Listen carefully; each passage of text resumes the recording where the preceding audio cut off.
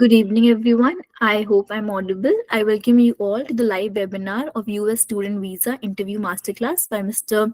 Jaideep Gurujwal.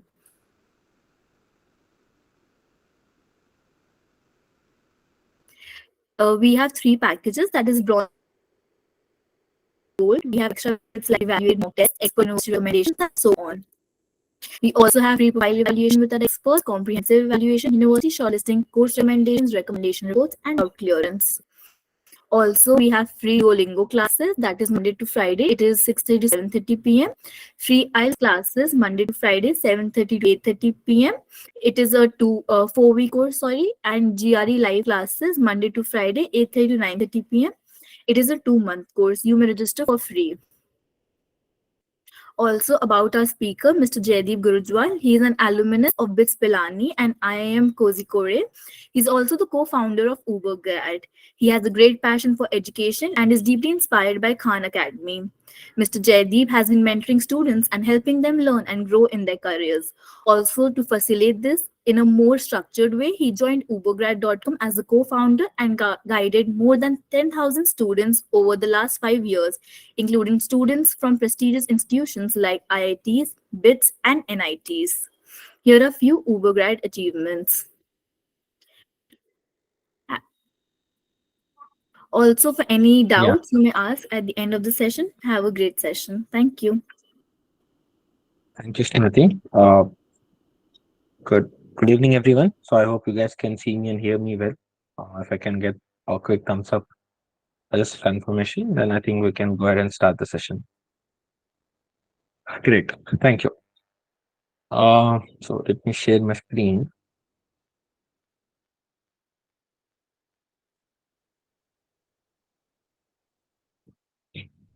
So if you can see my screen also in full screen, great. Uh, a second. Yeah, cool. So I would want to first need a small help from all of you who are attending the session, which is to understand the type of students I have over here. So number one, if you can help me out, if you're going for Spring 24 and already got your I-20s and slots booked or something of that sort, maybe it could be someone who is for Fall 24 or future intake and just wanted to attend to understand things better about the US student visa process and in general the overall thing. So if you can just drop a quick line, right? So looking for Spring 24, got your I-20, or maybe, that will be helpful for me to kind of understand the audience you have. Maybe if you can mention the course also, that'll be great. So by default, obviously, this session is purely focused on students who wants to go for their higher education in United States, right? So that is obviously taken care of. So I assume that you're here for that purpose. So it'll be great if you can just let me know about the intakes that you're looking for. Spring 24, got your I-20. Spring 24, still waiting for I-20. Maybe future intakes, right? A quick answer. That will be really helpful for me. Just looking in the chat, maybe you can just post it out of there. Just a 1 minute exercise, and then we can just get started.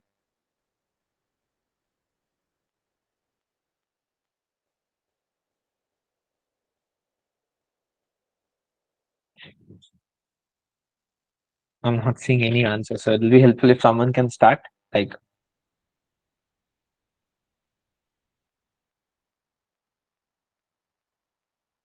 yeah, thank you, Vishal.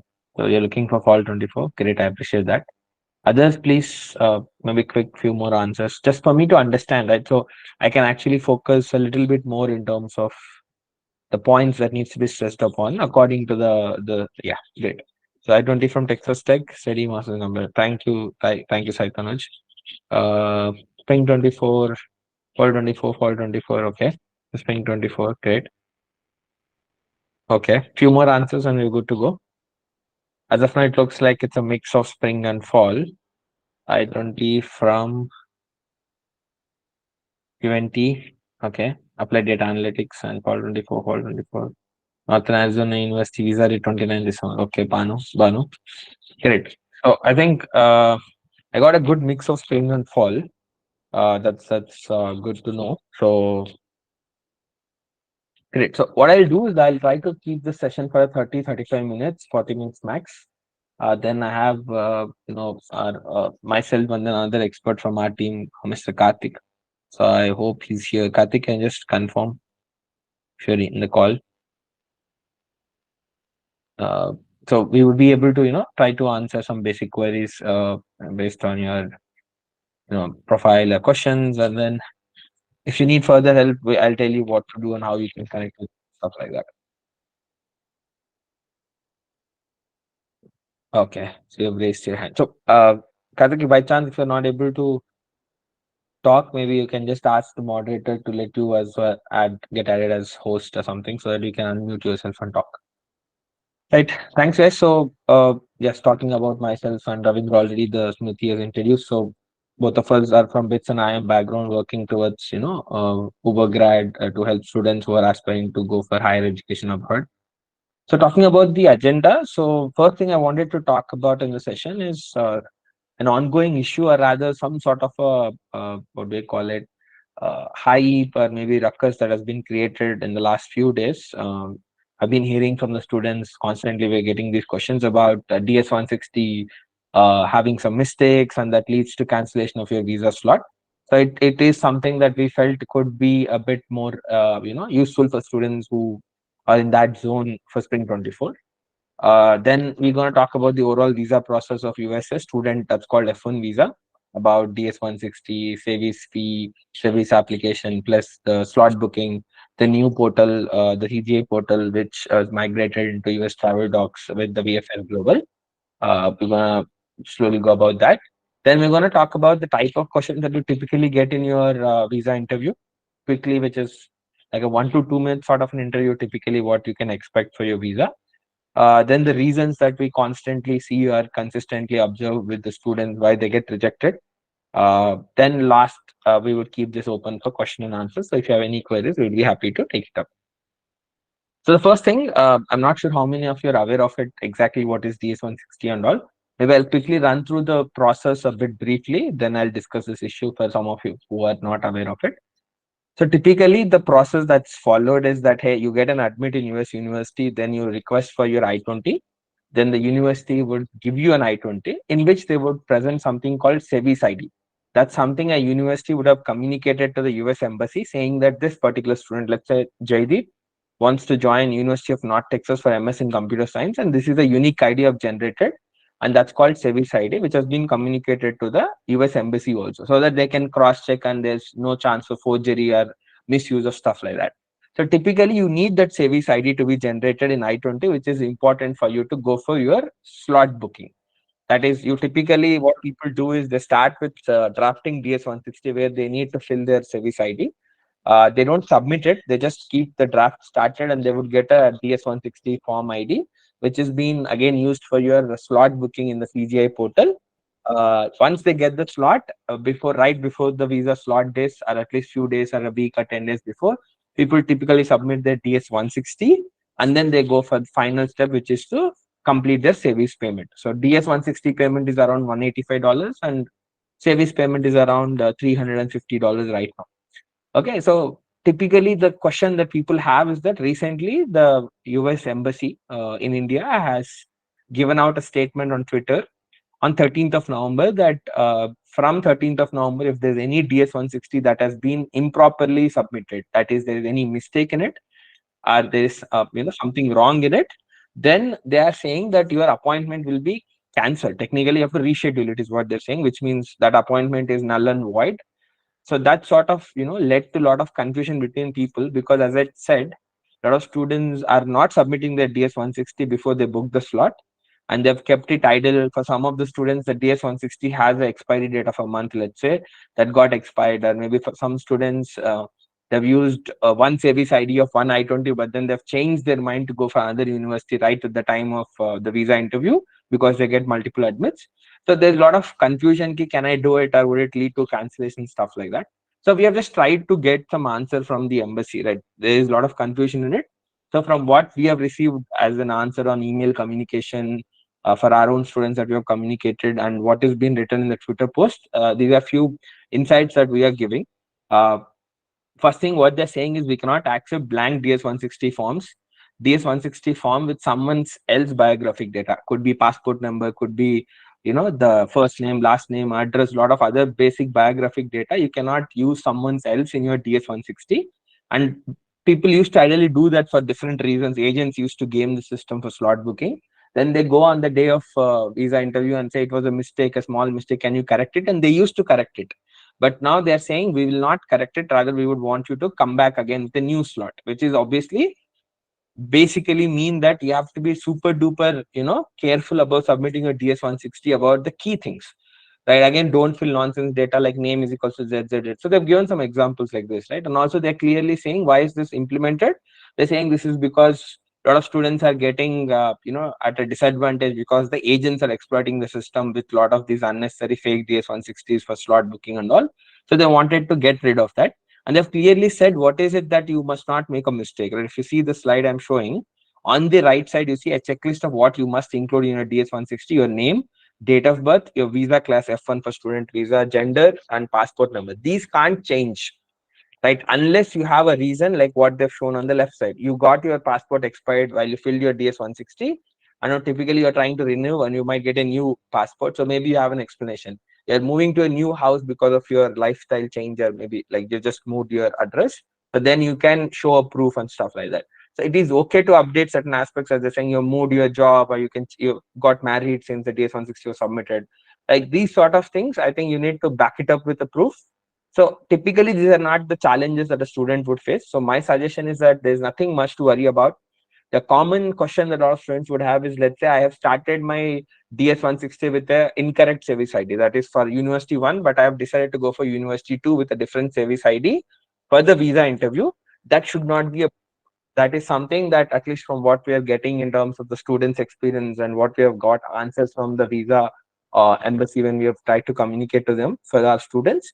That thing is that yes, you can get that still sorted in terms of SEVI's ID being adjusted to a different university, but they are obviously super strict on things like your names, passport number, one letter being incorrectly written, right? So this technically means nothing much. They are saying on and after submitting 13th November. That is not a deadline as such. You should have submitted before 13th. You can go ahead and submit even now.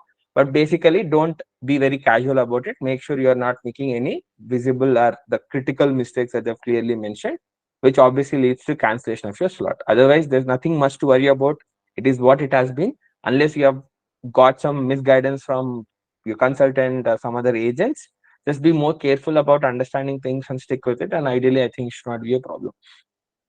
So about the process, as I said, typically the process that we recommend or rather we follow is this: that we first get the I-20 first student, then start the DS-160 drafting with the help of SEVIS ID. We don't submit it, but with the help of the drafted DS-160, we start the slot booking process. Once you get this slot, then you go ahead closer to your slot, you finalize your university I-20s and all, then submit your DS-160 number 2. Then the last step is make sure you pay the service fee. Typically, we try to do it 1-2 days before the actual slot because that's not a critical thing. You should have it before your OFC. If you are not aware, there are 2 slots you will get. One is for biometric and one is for your actual interview in your US visa, two-day process. So before your OFC, the biometric one, make sure you get this thing done, right? So typically this is something about what is service fee, how much should you pay, right? So it's typically $350, right? You can pay for it, and typically service fee you don't have to worry about it unless you are changing your service ID. So that's why we do not recommend students to pay till the last few days, is because you might change your university because you got a new admit, you have changed your mind to go to a different university. So if you pay a service fee for a particular university, it is super hard to get converted to another university. Yes, you can do it, but ideally you have to request and you have to try for getting it. Sometimes the time is of essence and you might not get an answer. So typically, just to be on the safe side, what we typically suggest students is to wait till you're close to your visa slot, the actual OFC slot, by when you would have 100% clarity of what university you want to go for and you got your service ID. Make sure you use that and pay the service fee so that you don't really have to undergo the pain to request the change, which might not happen most probably in that last few days. And this is a typical process. About you visit the website, enter the service ID and the basic information, select the form type, as in like is it F1 visa and stuff like that. then give some details about your citizenship and address, and this I think you should be aware of. If not, you could take help from our expert team also.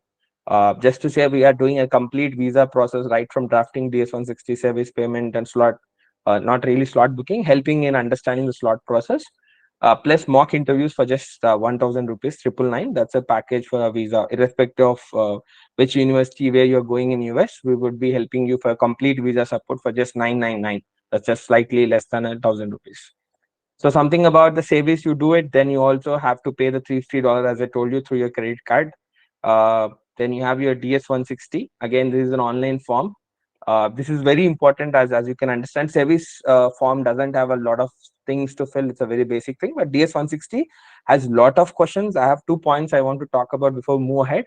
Since they ask you a lot of questions which talk about your academics, which talk about your experience, if you hold any relevant experience and stuff like that, it's very important what you fill in here, because this is typically consumed or rather read and understood by the visa officer.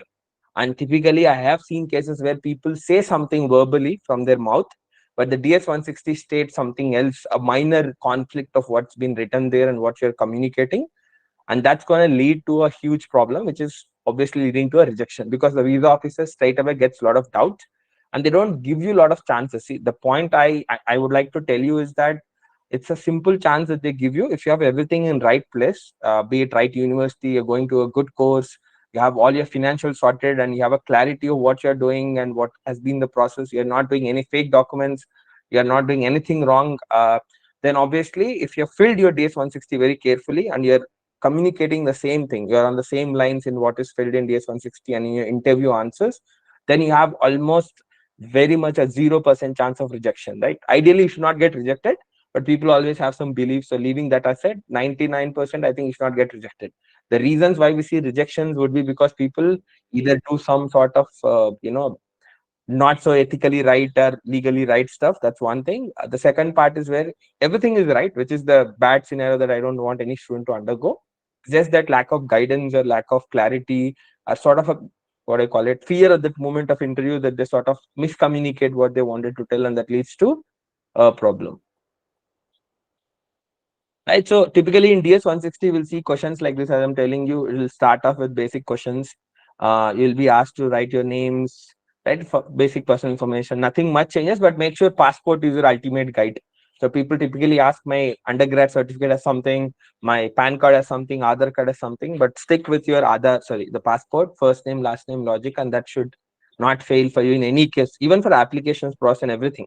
We give you that as a basic rule of thumb. Stick with the details that are there in your passport for your first name, last name, and stuff like that. So typically, that will never fail you in any of the entire process.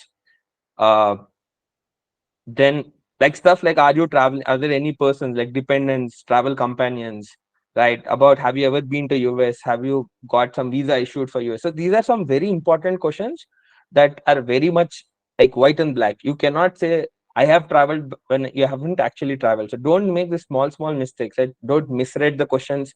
Don't get confused. If you have any confusion, make sure you get to the relevant expert and get them solved, because that's very important. And then again, they ask you for your social media handles about Facebooks, Instagrams, and all. So one suggestion obviously we give students is to try to keep it clean. If you have done anything in terms of being too nationalistic, or maybe being too sort of, I don't know, about religions, or sometimes we never know. So better that you keep it clean, your social media handle. What I mean by that is any chance of controversy, super rare that you get to this level, but just to not leave any thread untied. Just make sure that you keep your social handles clean when you're giving them. Just do a quick check.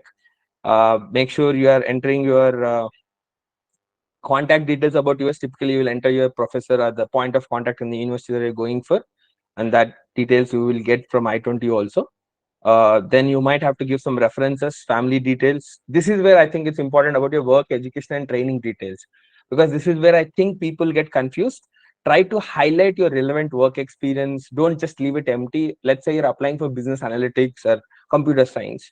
So if you can talk about your internships or something, just try to put it out here so that it actually makes that visa officer, when they read, that you actually have something relevant to what you're trying to pursue in your masters also. That's a one common problem I see. See, I get it that people go for their masters in IT or analytics background, irrespective of what you have done, because the job opportunities are higher and better. There's no doubt about it. Okay. But the challenge you'll see is, let's say I've done B pharmacy and I'm trying to go for computer science. Typically, the visa officer would ask for sure, okay, like what are you trying to do? Because you have done very irrelevant thing in your undergrad. And what exactly is the reason why you're trying to shift into something drastically different into an IT background? So you have to give an explanation. There is no way you can run away from it.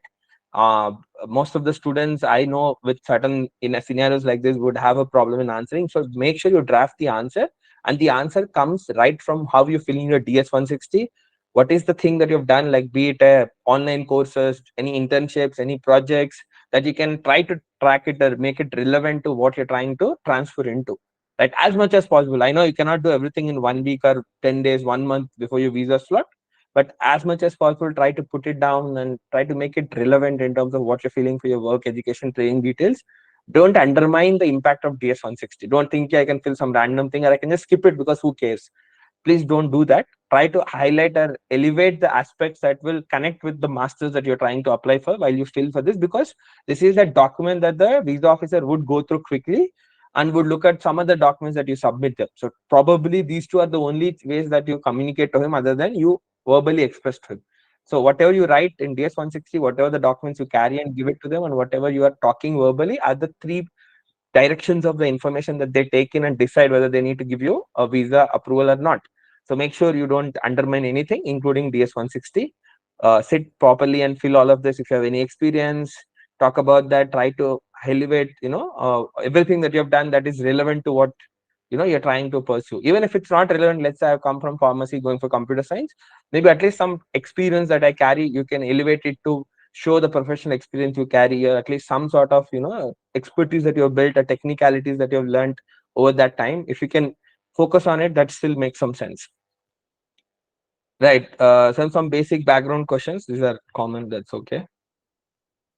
uh then yeah, you have to review and then you'll submit your DS 160, you'll get an acknowledgement. So typically the process of visa appointment, the OFC and visa appointment, I know, I get for people who are going through spring, the pain of getting a visa slot. My only thing that I would suggest for fall 24 candidates is, don't undermine the pain that a student is undergoing since the last 2 3 intakes to get a visa slot. My strong suggestion is, try to get your admits and I-20 as soon as possible, so that you are waiting right from day one. Imagine for spring 24, there are a lot of students who got admits in the last few weeks, still unable to find a slot. People who have got their admit and I-20, let's say by October 1st, for example, almost talk about 1.5 months back, they had right opportunity to book a slot, because there were slots open and there were still slots available after a few days. Typically, you don't see that scenario. Whenever they open within few hours or minutes, it gets completely booked. But since they've slot of opened a lot of slots earlier in the October early days, for spring 24, I saw people who have applied and got their admits and I-20s quicker could actually book a slot very comfortably and plan the rest of the things. People who have delayed the entire process, got the admit late, are still looking to book a slot now. We know our own students, some people who started very late despite our push. So for fall 24 candidates, my suggestion is, make sure you at least have your admits by, as in apply by Jan Feb, not nothing beyond that.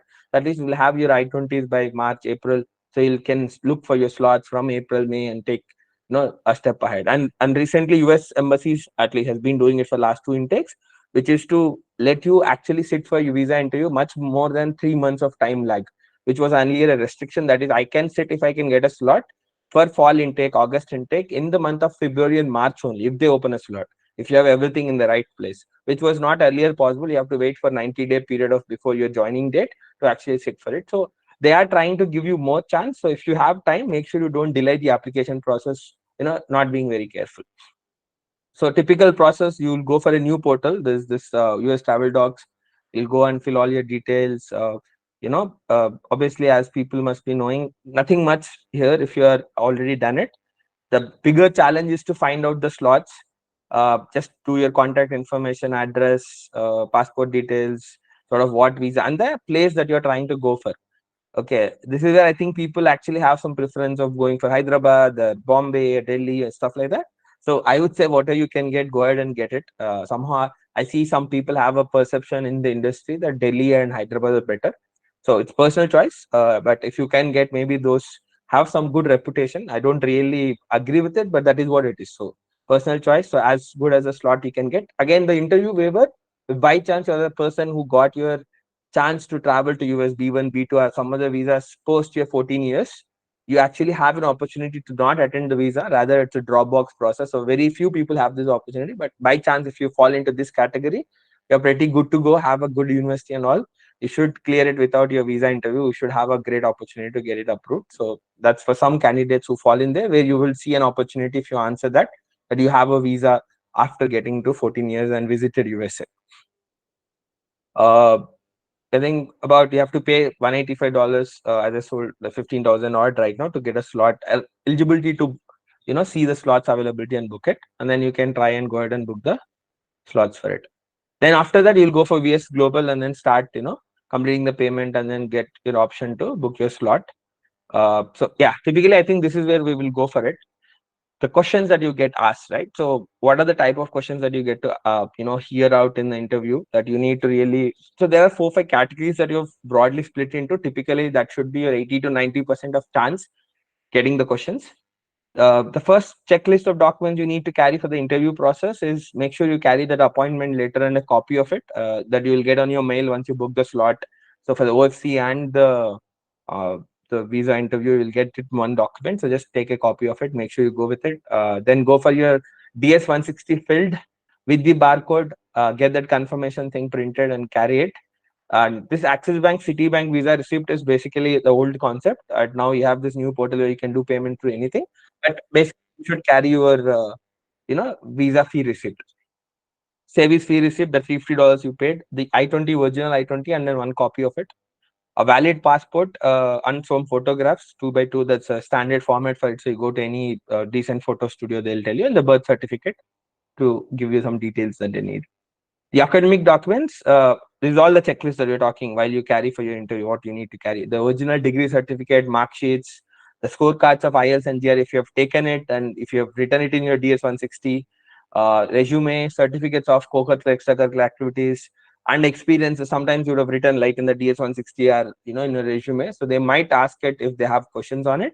And scholarships if you got anything from university or even the external companies that sponsor, the government of India sponsoring, state or the central government. Financial documents, the affidavit of support from your sponsor. So let's say be it father or be it from someone else, you need to definitely carry that affidavit. Liquid assets, if you got a loan or you got your bank statements, right? Fixed deposits, mutual funds, provident funds, basically set of liquid funds.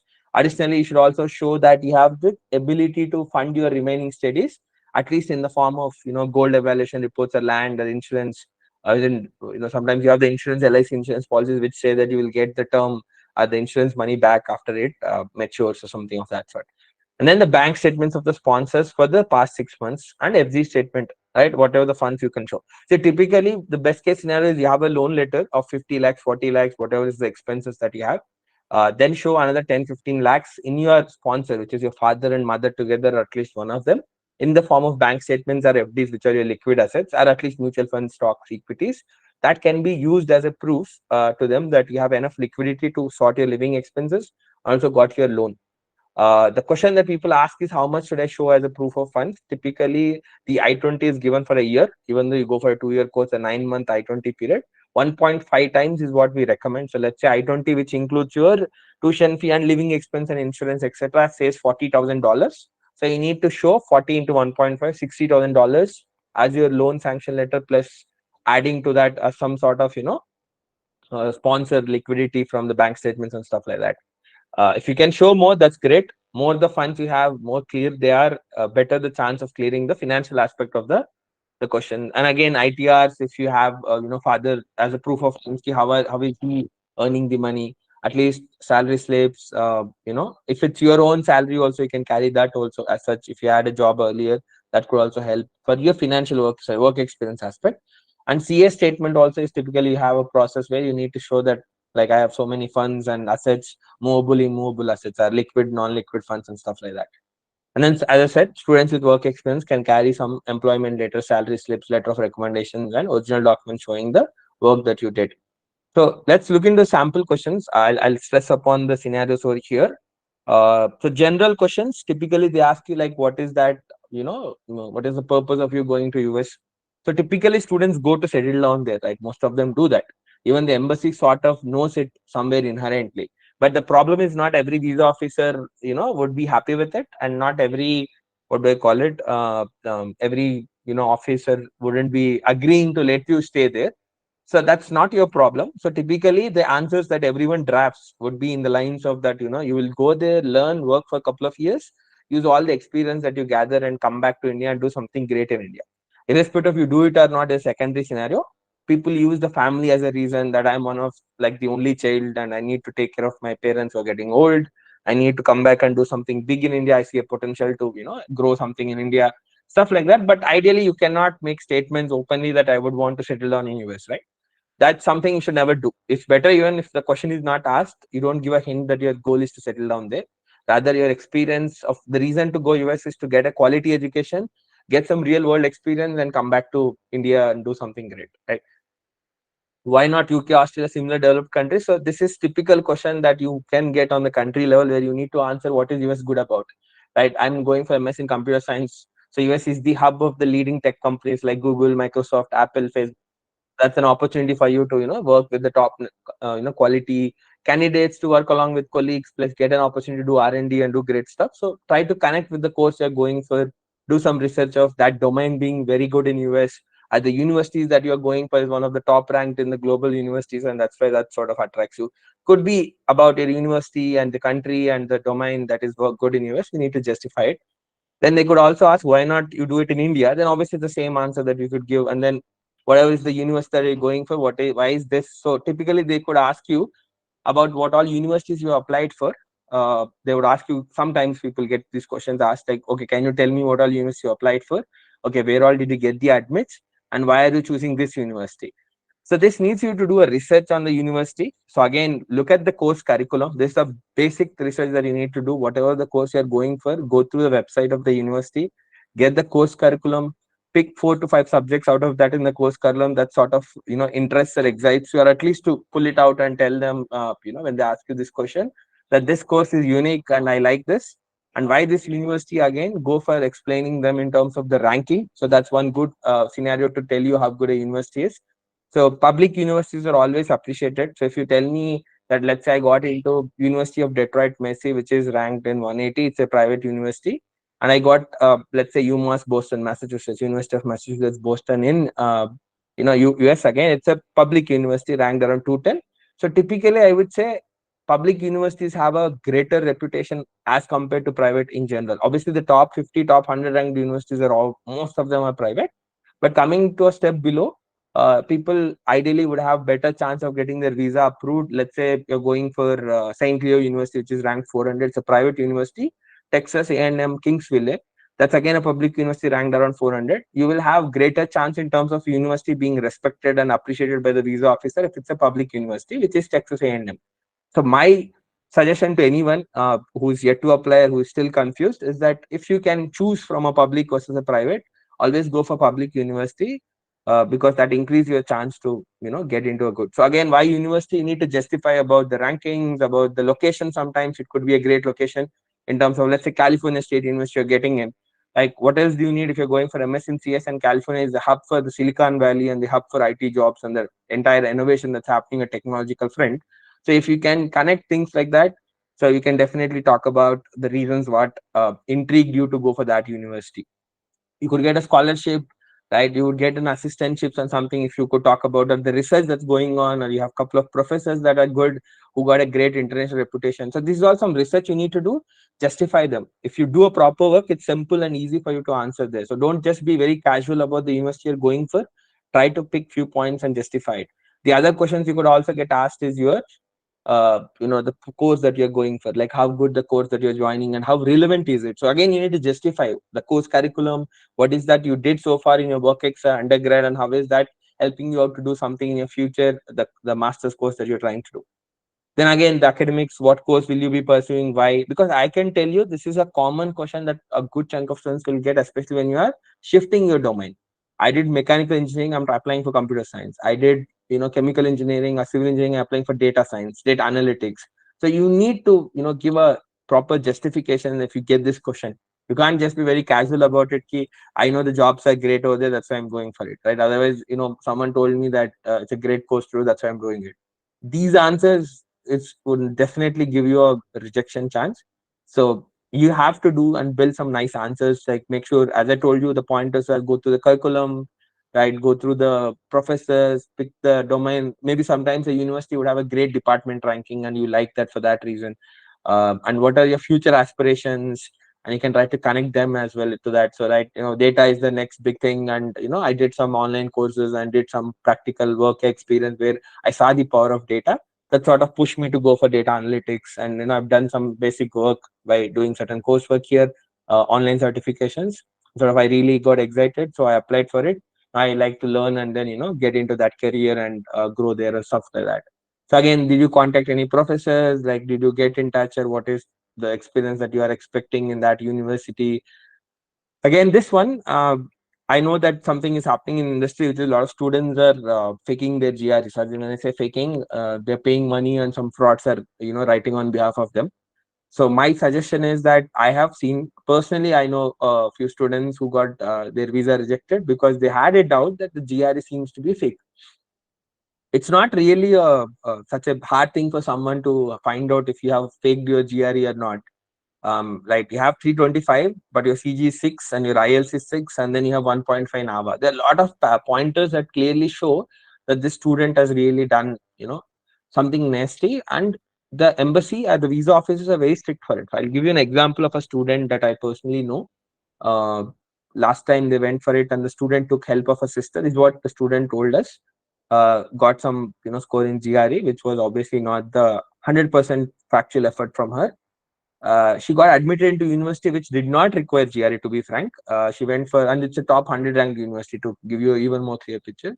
That girl got asked a question about what universities you applied for. She told all the universities, and a couple of them had GRE requirement. I'm not sure how well the visa officer are aware of the requirements of each university. That is something that surprised me. But then they asked, okay, you have given your GRE score, and so they asked her to sit aside, for like few minutes.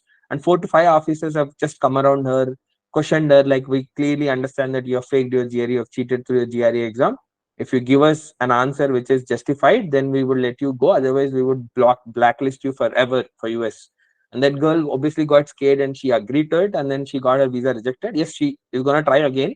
But the point is that without GRE, she's gonna try to maximize the chance. So, but point is, if you are going to university that doesn't require GRE and you have done some sort of not very right stuff, and maybe you don't want to use it and you don't need it for your thing, maybe better you don't really communicate about it anywhere, be it in your DS 160s and stuff like that.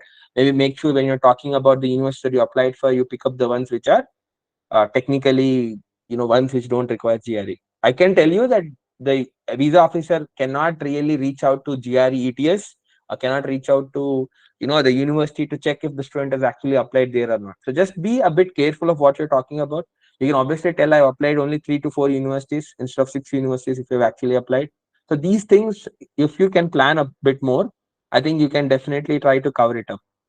If you have done something wrong or you don't have something right in the earlier days of the entire process, make sure you at least don't talk about it, try to avoid it. Don't really be very casual about it. Okay, again, sometimes people ask about backlogs. Yes, the visa officer will not know about it, doesn't mean you can lie about it.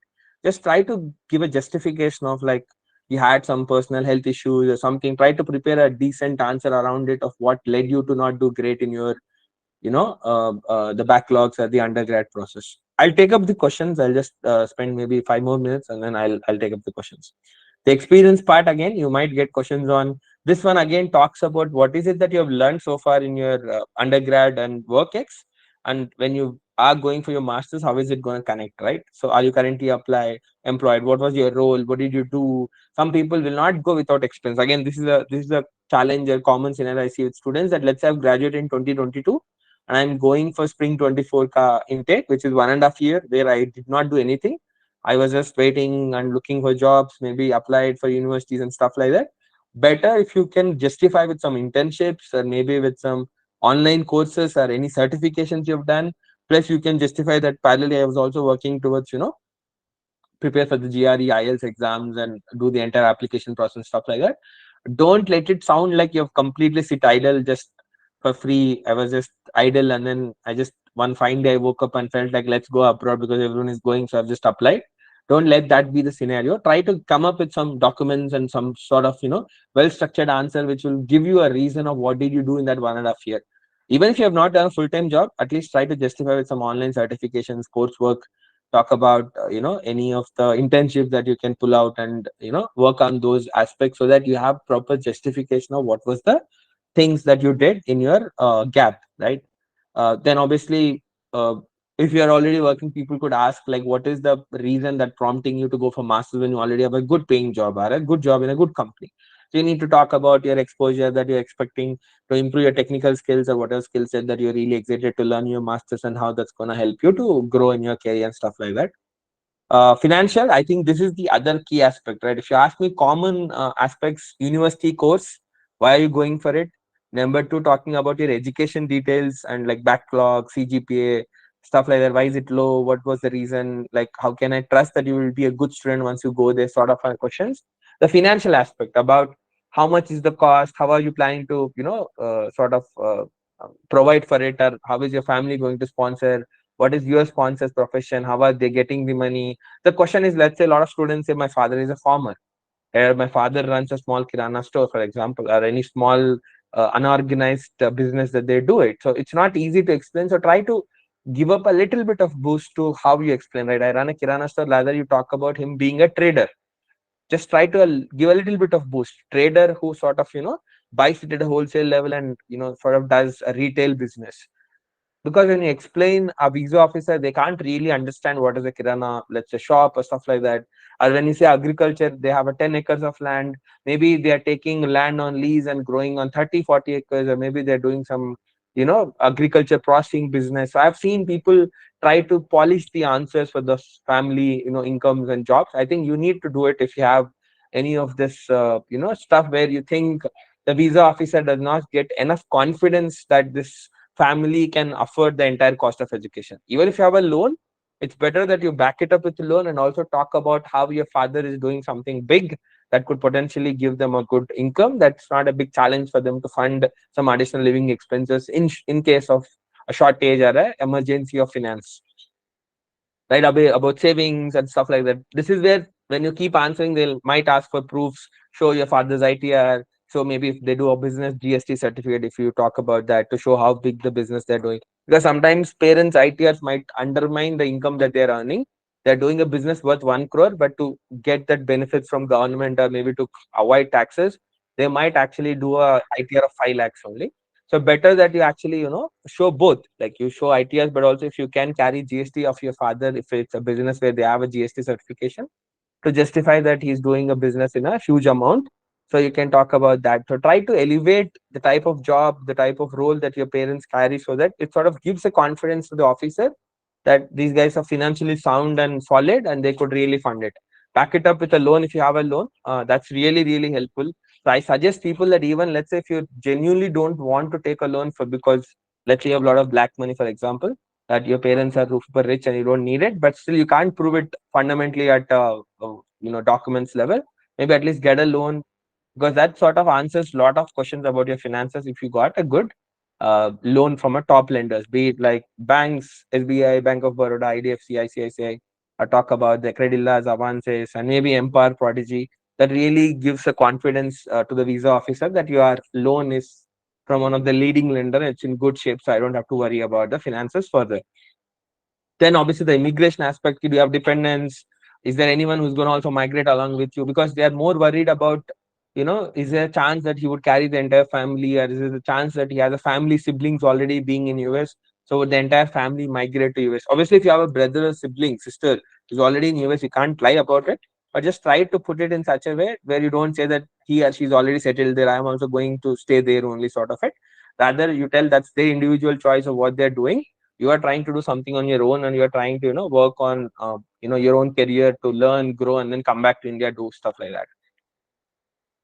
The typical reasons why people get rejected, I think, as I told, not applying, filling the details properly in DS 160. Now they're saying they're straight away not even letting you to sit for your what do you call it, this interview slot if you are incorrect or inaccurate in your DS 160. But at least sometimes, as I told, if you don't highlight your work ex or education details, there's a good chance that you actually would not give a confidence to the visa officer. Sometimes I've seen rare scenarios where officer doesn't even ask more than a couple of questions and they reject you. They're like, okay, what all university you applied for and where are you going for? Okay, try luck, try your luck for the next time. Better luck next time. Sorry, we're not giving you visa.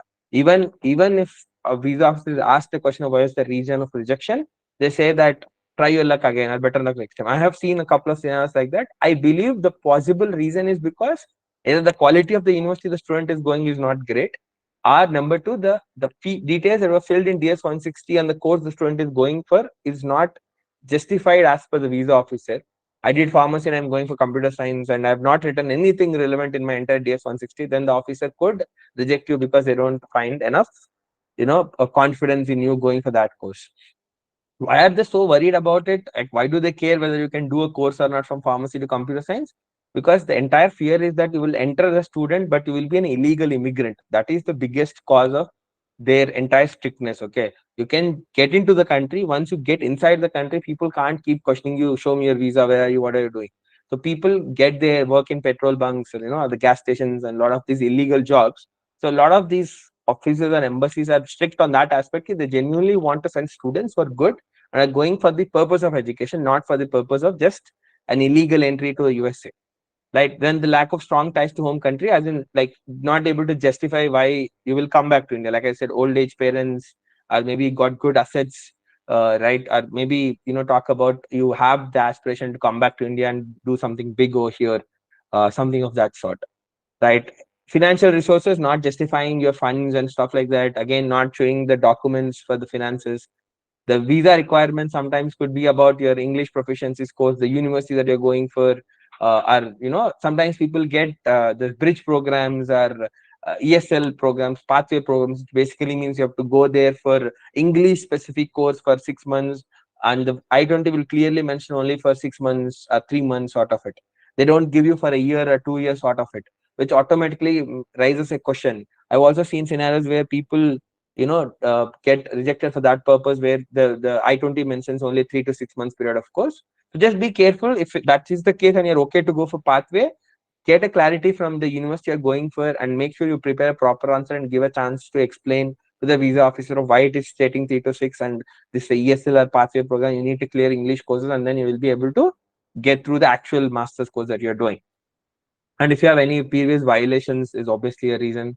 Uh, then you don't have any, correct information, a fraud documents. They get a right? Sometimes they don't trust the loan letter. Also, let's say they say your loan letter, but they have a doubt that it could be a fraud loan letter, sanction letter. So typically, they would go back and check with that relevant lending company and then get a clarity, and then accordingly they'll approve or reject it. So better you don't try to play a lot with the system if you can, as much as possible. Give that yourself a minimal chance of risk by not really doing some false stuff. Right? Obviously, at the end of the day, I think the key thing are two aspects. There is one thing which is not in your hand, which is the visa officer's own decision making. But obviously, what is in your hand is you preparing well for all the possible questions that you have just showed, and make sure you practice answers and polish them so that you don't give a scope for suspicion or don't raise a particular scenario where they don't get enough confidence to give you a visa. Right? So preparing properly and preparing a polished set of answers for all the questions. There are like 60, 70 questions, let's say. So we have a document of all the questions that we have done with some sample answer pointers that, for each of the question in our visa kit. So as I told, if you take the 999 package, you will get that entire visa kit. We'll draft your DS 160 and the SEVIS thing will also help you with the mock interviews with 3 mock interviews to make sure you are perfectly planned and prepared for your actual process. Right, so that's about us. I think I'll be open for questions. So you can go ahead and ask me if you have any questions in the chat. So just keep it for like next 5-10 minutes, and then if you have nothing, we can wrap it up. What to show when you're completely fresher and going for masters in data science? Completed my bachelor's in IT. I think Teeth, I would say that hey, if you're fresher, I'm assuming you don't have gap. By chance, if you have gap, as I told you earlier, try to justify with some online certifications, coursework, and also add about your focus towards applying for masters. Let's say if you graduated in 2023 and it's going within 6 months, then I think that's not such a big deal that you need to worry about. Again, it's better if you could come out with some certifications from edX, Coursera, or something that could, give them a confidence that you are trying to improve your skill set, but also parallelly worked upon your IELTS, or TOEFL, GREs. Have applied, got through the process, and now going for university. Number one. Number two, data science is a good shift from IT, right? IT has the data structures, algorithms, programmings, and stuff. Data science, if it falls under the computer science department, because I've seen some universities have it under business school where it's technically data analytics, but they call it data science.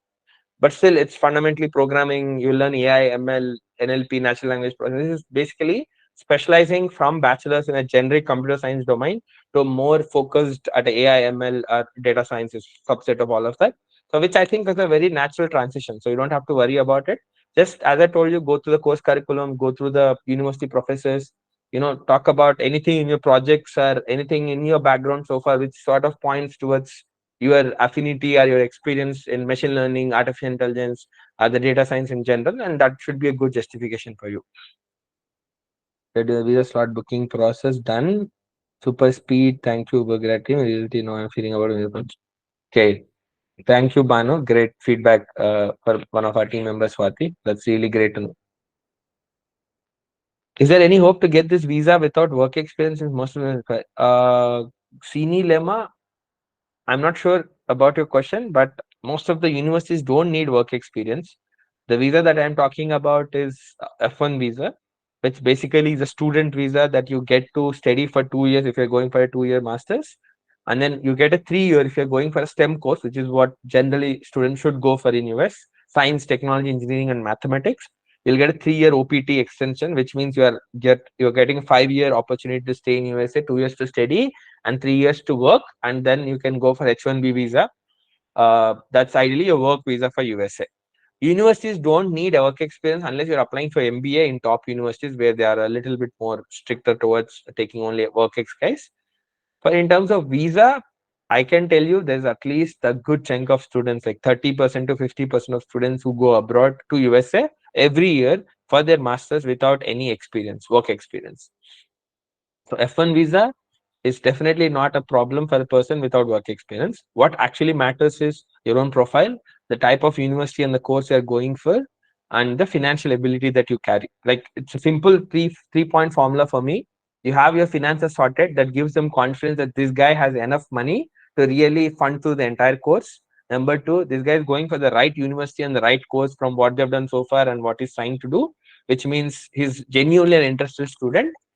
And then the third point is that they have expressed their intent to come back to India. I think as long as you do this, they have no problem to reject you.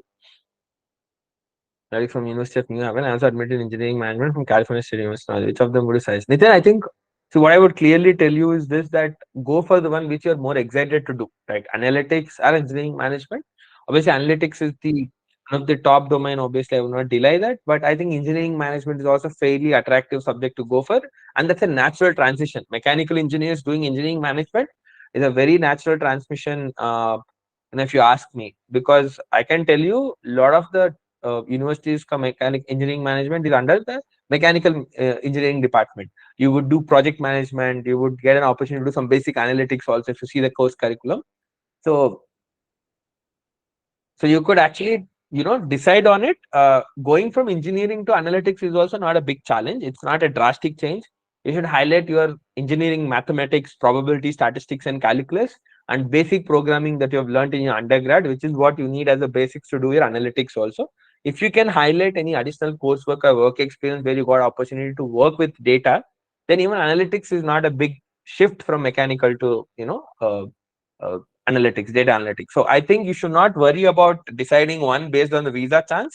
But California State University versus New Haven, California State University is much better university is a public university, and I think it's a Northridge, right? Which I think has a regional ranking, does not have a national ranking, which is the case with University of New Haven also.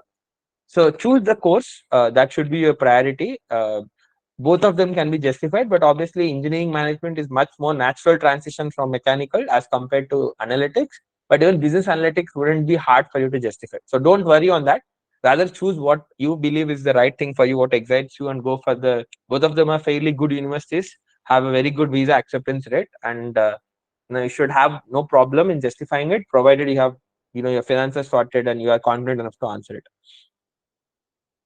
I think EC student is not that big a shift to go for MS in data science. I would say the direct shift is CS IT guys going for data science. Next comes EC, Triple E, the circuit branches to go for data science, which is still a very good justification, not really hard. Even mechanical, civil, chemical engineering is partially okay to justify because you've done basic maths and basic computer science or programming, the C language. Uh, but if you come from the pharmacy, or let's say you did something BBA, which is not at all linked to computer science, that's where I think people generally face more difficulty. I think EC to data science, if you really like it and you believe that you can do great in it, you should not have a problem. But obviously, polish the answer. As I told you, go to the curriculum of data science, see the things, and look at your own undergrad subjects and your own work experience projects where you've got some taste of this, and connect them and give that I am ready to actually shift to this and do great stuff over here. Then I think MBA, obviously you need work experience. For USA, for top universities. Again, there are universities which are a bit lenient on it. If you're interested to go for it, look for masters in management sort of courses, which are not technically MBAs, but is for people without work experience. Masters in supply chain, masters in marketing, masters in finance, masters in analytics, based on what you're very much interested in, or even the masters in management. Some universities are offering it, which don't require you experience, and the student visa has not a problem, doesn't have a problem if you get, assuming you have done some experience earlier or have some relevant experience in the undergrad about management subjects. Money, I think the best thing to do before you go for visa, I will tell you, not about not to do, is make sure you prepare for all the questions, right? Make sure you give a good solid preparation, so that, because you get a very short period of time, they'll ask you rapid fire questions if you get questions also. My strong suggestion is, don't let your brain think then and there to answer it. Rather, have a prepared answer so that you don't really make a mistake in what you're talking about. That's a key thing. So maybe not to do is not let your brain think a lot over there to generate a new answer there. If you cover up 100 question sort of scenario, I think 80 to 90% you should be having answers for every question that you get. So it's better not to, talk something in fear or in panic mode, which is not something communicated, something else. So better you have a very good practice to it, so that even if you are half, in the panic mode, nervous mode, the other half can speak some answers, and don't flutter, don't, get that nervous mode, and don't get stuck. Please be a little bit fluent as much as possible. Have your answers prepared so that you don't look like by-hearted, obviously, like that I've just stuttered something and I'm just throwing at your face. Rather, try to keep it a little bit simple, and don't give a new pointers to them to really go deep into. Try to keep it very standard and very, safe answers, and you will not have a problem with that. Don't do anything innovative. Just be casual, just be what you need to do, and that should be good. So maybe take help from my cousin or husband to apply for a loan. I need even my father's ITR. See, Tanush, I think it depends from lender to lender. So every lender has a financial co-applicant and family co-applicant. Your father need not be a financial co-applicant. I said your cousin or cousin's husband can be financial co-applicant, but your father still will be family co-applicant. So you need their PAN card, Aadhaar card for KYC. But some lenders are asking for ITRs and all also, but most of the lenders don't need your father's ITRs and financial reports if he is not your financial co-applicant. But you still would need, what do you call it, them have a good CIBIL score. Then also there are few banks and NBFCs that we partnered with which are a little bit liberal, and even father not having a good CIBIL score, but you have to have at least your mother to have zero CIBIL score. When I say zero, as in no history of credit, or at least a decent 700 plus sort of CIBIL. So, Sairam, I think you don't have to worry about that. Visa officers would not know the universities that you have applied for. So, you can talk about 2 to 3 universities. Don't over bluff it. You can pick 2 3 relevant universities in the same stuff that you have applied to, and that should be fine. As I told, they don't have any list of, data key where all you have applied for. That is not possible. So, you can go ahead and, but don't bluff 10 8. Rather make 2 to 3, which I think you can tell I was being very choosy of, why I've chosen only these 2 3, why did not apply for a lot more, and stuff like that.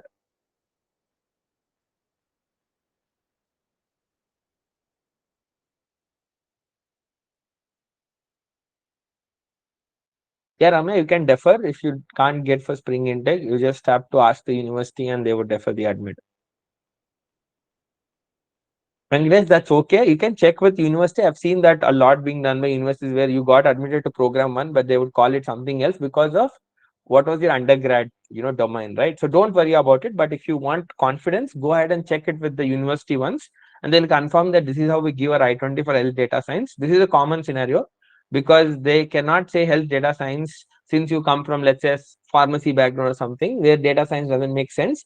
Rather, they're calling it medical informatics so that it sounds more uh, plausible or very happy for visa officer. Just try to understand what the university is saying in terms of, and pitch your answer also in the same terms. Don't get confused, and so that it leads to rejection.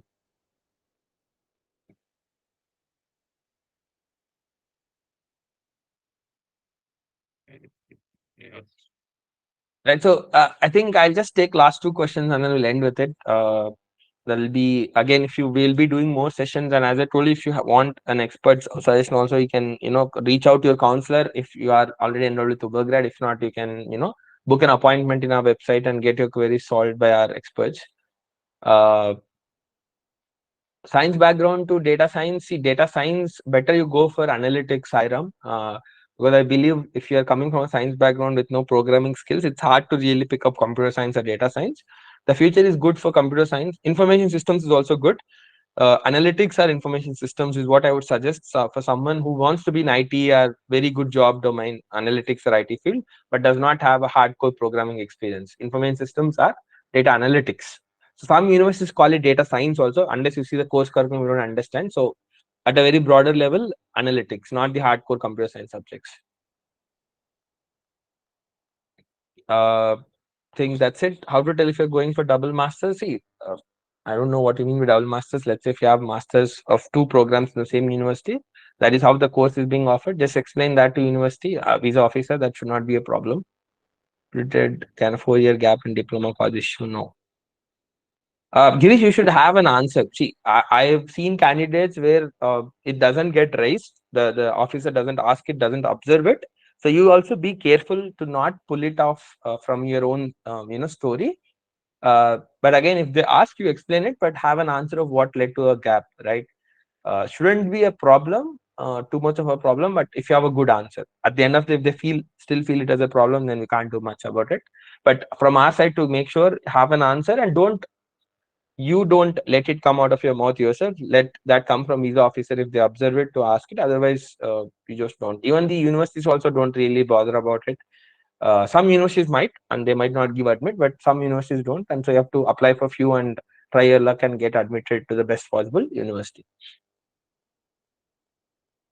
Okay, so that's okay. See, I think, Ramya, doing masters, double masters, you did masters in India, then you have to give an explanation of what did you learn in your masters and what are you trying to do the masters in abroad.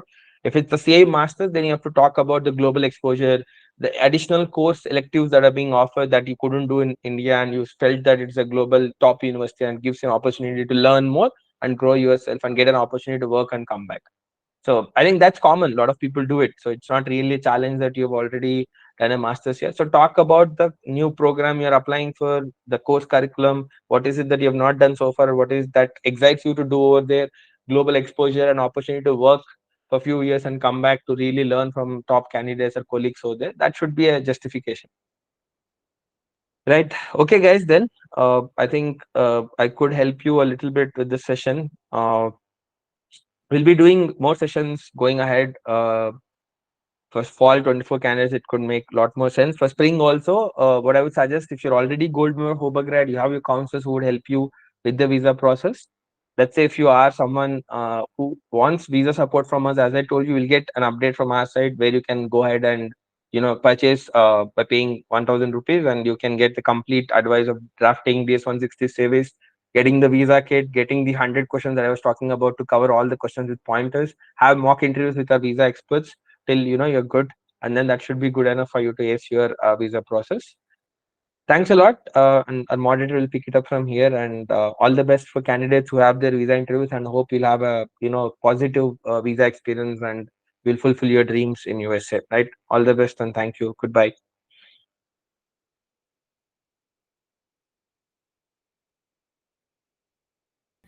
Thank you so much, sir. Also, um, we have Duolingo, IELTS, and GRE sessions Monday to Friday. You may register for free. Thank you. Thank you so much for attending the session.